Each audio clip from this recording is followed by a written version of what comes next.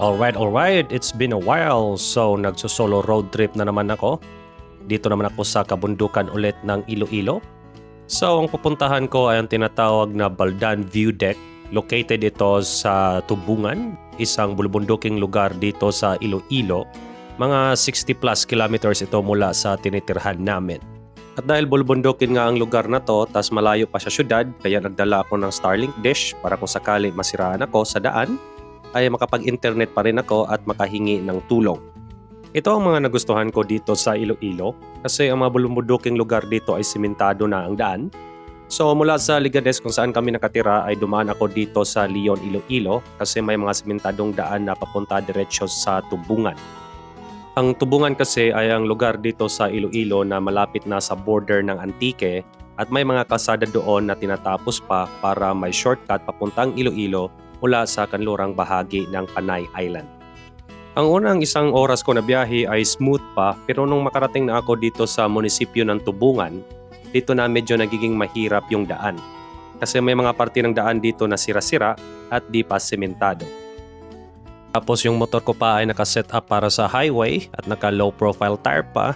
Kaya sobrang tagtag talaga ng motor ko guys nung dumaan ako dito. Kaya nung makauwi ako sa bahay, na-stress talaga yung katawan ko. Paglagpas ng ilang kilometro mula doon sa mga disimentadong daan, well, ito na. Dito na nagsimula ang matatarik na lugar sa Tubungan. Di lang basta matatarik, as in matarik talaga guys. Ang mga uphill kasi dito sa Tubungan ay sobrang haba kaya yung mga sasakyan mo or motor mo ay mawawalan talaga ng buwelo. Kaya yung motor ko nakababa talaga sa primera nung madaanan ko ang lugar na to. Pero kahit mabagal yung pag-ahon ko dito ay okay lang naman kasi ang ganda naman ng mga tanawin dito sa paligid. Parang kabundukan ng Mindanao ang mga tanawin dito kaya na-miss ko tuloy yung lugar namin. Nung malampasan ko na ang mga paahon na kalsada, sa wakas narating ko na rin ang tunay na destinasyon ko. Ito ang Baldan View Deck na kakabukas lang sa taon na to. Dito rin maraming nagpapapicture kasi may marker ng Tubungan dito na nasa malapit sa bangin. At sobrang lakas pa ng hangin nung dumating ako dito tas sobrang lamig pa. Buti na lang makapal yung jacket na dala ko kasi kung hindi, talagang sisiponin ako sa lamig. Pagdating ko dito ay nilapitan ako ng mga staff para magbayad ng environmental fee.